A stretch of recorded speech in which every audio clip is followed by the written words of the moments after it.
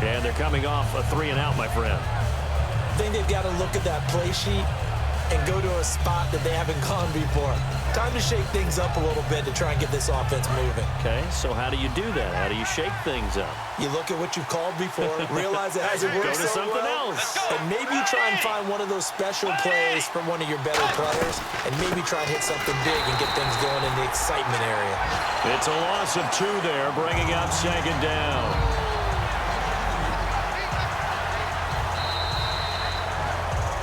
Back now with Charles Davis. I'm Brandon Gaudin. Second quarter begins with the Vikings holding the football, but they face a 2nd and long to start things out. 1 receiver left, 3 to the right. 2nd down, Bridgewater. Screen play, McKinnon shrugs the tackle. Nice. And some space here. He's got a convoy, and he might be gone. And he'll take this into the end zone. Now, hold on here. We do have a flag down. So let's see what this is about.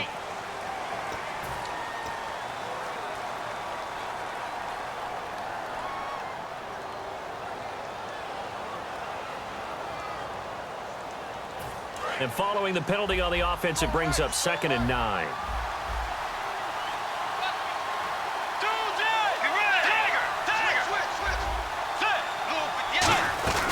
They run once more with McKinnon. And he'll get about 3 here as he's out to the 30. Well, so far, this game has gone the way the defensive coordinator had hoped. They've dictated things, and they've not let them run the ball very well at all. They gave up a nice game there. I doubt it'll back off their confidence. They've played so well throughout this entire game.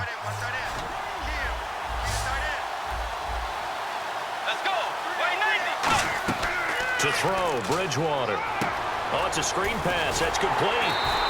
Good contain. No gain on the screen, and it'll bring up 4th down. I know you've got a baseball background, right? A little bit. Started minor league ball. Yeah, you did some of that, right? What do they do when they do the signals? An indicator, right? Tells you whether it goes or not, yeah. Yeah, whether the play's on or not. How about the indicators offensive linemen give when they're getting ready to run a screen pass? And if those get red, well, we just saw that there, didn't we? No gain. No gain. Deciphered it and finished the play off.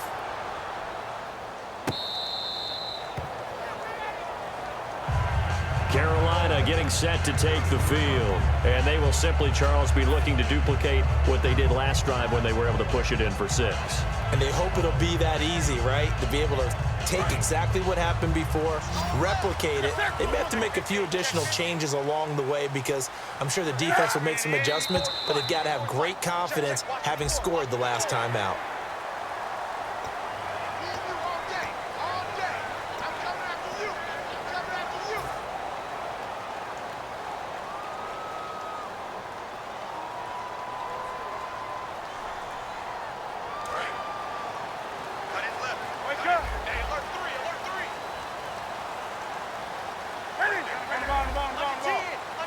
They come up in an offset eye. Following the penalty, here's Stewart. And he's going to lose yardage here back at the 8.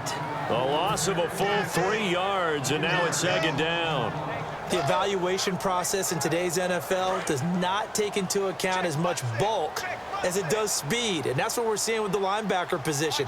Those guys that can run, they can play at any spot because they can make plays on the opposite side of the line of scrimmage. 4 yards on the completion, and it sets up a 3rd down.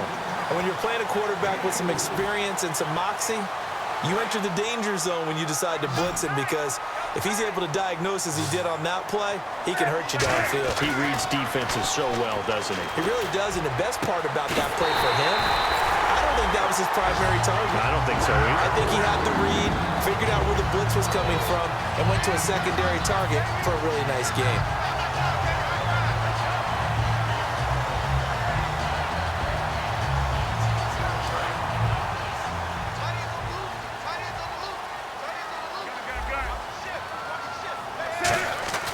Now Newton on 1st down. And this is incomplete. The intended target that time was Jonathan Stewart. And that'll bring up 2nd down.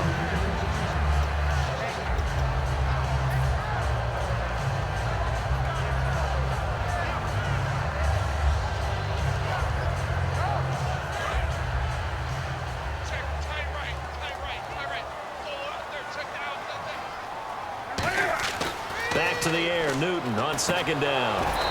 Johnson with a completion over the middle.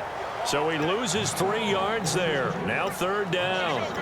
And never good on a pass completion there to go the wrong way. Lost yardage. No, for some reason it seems to work better when you throw it downfield or you can move the ball downfield running it that way, doesn't it? But in this case, if you're the defensive guys, you're energized, executed well, and you caused a lost yardage play. That's going to feel good and look great in film. Third and long, it's Newton. He hits Stewart in the flat, and he'll get up near the 45. They'll spot it at the 44. Call it a gain of 5, and that's going to make it fourth down. Here's the Panthers punter now, as he's on to punt for the first time this afternoon.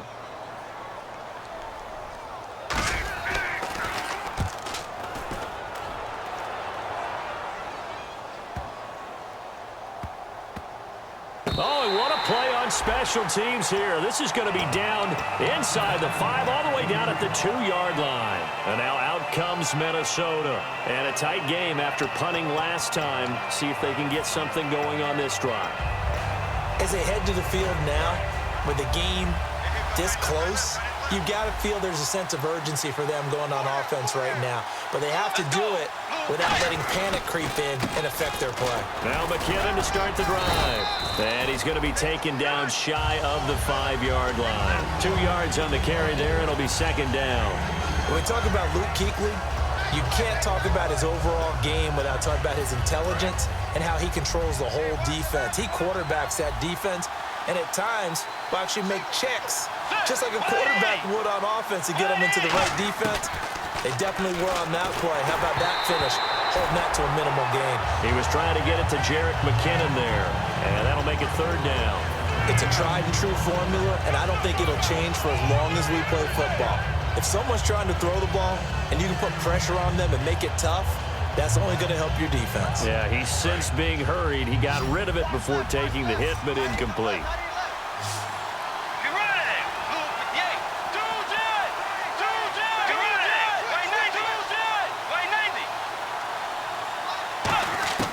Back near the goal line, Bridgewater. And this is going to be incomplete. He was looking for Adam Thielen there, and it brings up fourth down. There are a good number of coaches that any time they call an in route are really worried about the play because there's so much traffic ordinarily that the ball has to get through to get to the receiver. And on that play, it was batted down.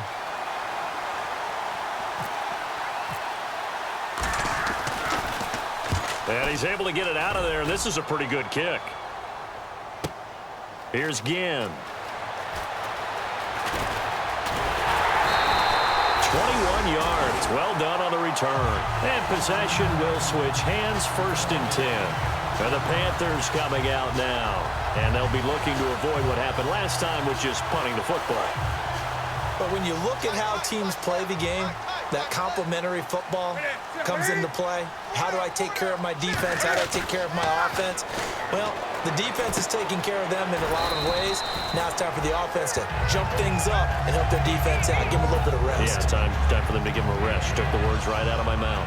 When you execute a drag or a crossing route really well and give them a chance to let it develop a little bit, you can gain some significant yardage hitting your tight end on that one. And the D-line pinching together must be expecting the run. On second down, they run with Stewart. And he's going to get this one down near the 45-yard line. Just a couple on the pickup there, and now it's third down. Partner, we know today's NFL is really built around the guy throwing the football. But these short runs, they still pay dividends because they can take their toll on a defense, and they can add up as the game goes along. You control the clock, you control the ball, and that way you often control the game. He's going to leave this for his running back. It's complete. It goes as a gain of 6, and it's a first down. Would it be safe to say that as precise as routes are supposed to be run in the NFL, maybe they're not quite as precise in college ball? That's accurate, yeah. And I think we saw a college route in the NFL there. Just find the soft spot, find the dead zone, and find the first down. And that's what he just did. On first and 10, Newton. Benjamin with it over the middle. And he'll get this one down to about the 20-yard line.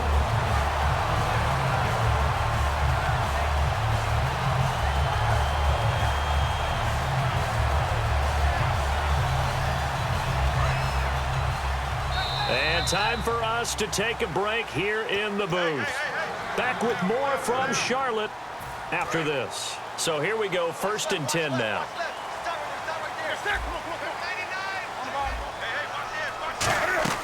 Now a first down throw for Newton. Caught left side by Funchess. The completion good for 3, and it's 2nd down. The goal of a wide receiver screen is get enough blockers in front to create a wall and let him pick his spot to run the football. How about the defense there, swarming to it and not allowing that to happen? Did not let him get downfield. Decent chunk of yardage still left here, 2nd and 7. To the air again, Newton. They'll set up the screen for Stewart. And he's able to work it here to the 8-yard line. It's an 8-yard pickup, and it leads to a 1st and goal. For a second there, I thought that might break big. Screen pass. Looked like it was coming together. Looked like there was an opening. Still, ended up with a solid game. And here comes play number 6 on this drive. 20. Shoot. They'll come out in the pistol. Here's the option going right. Stepping up, he's going to keep it. Give him 3 on the gain there, 2nd and goal. Anytime you decide to use your quarterback as a runner, most of the time when you design a play, you're expected to break a little bit bigger than this one, because when you run him on short gains, your risk-reward and him taking hits, I'm not sure that's the payoff they were looking for.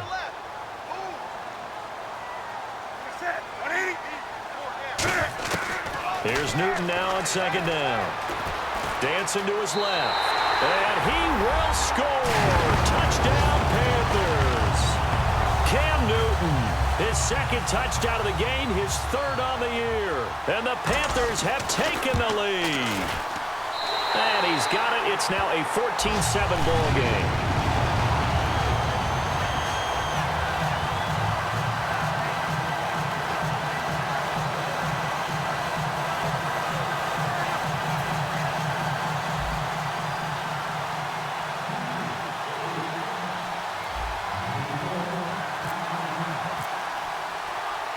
Gano now following the touchdown here to kick it away. On the return, here's the dangerous Cordero Patterson. And he'll take it past the 25 and up to the 28-yard line. Now the Minnesota offense set to take over again. And what do you think goes on here in this situation? If you got the football, you're trailing, you're back in your own territory with just a little time. Do you try something? You're thinking about jump-starting your team, right? You just mentioned it. They're down. They're trying to get back into the game. But you got to figure, if something goes wrong, you may have put yourself in a spot where you may not be able to come back in the second half. Managing risk is a big decision here. He was looking for his tight end there, Kyle Rudolph. And it's 2nd down. They got pressure there and only rushing 3. And there's a defensive coordinator right now who is celebrating not just getting home with 3 there, but realizing if that's the type of pressure he can get in the entire game, then his pass defense is going to be excellent. And now we get a timeout called on the defensive side of the ball by the Panthers. It's just their first, so they'll have 2 remaining here before we get to halftime.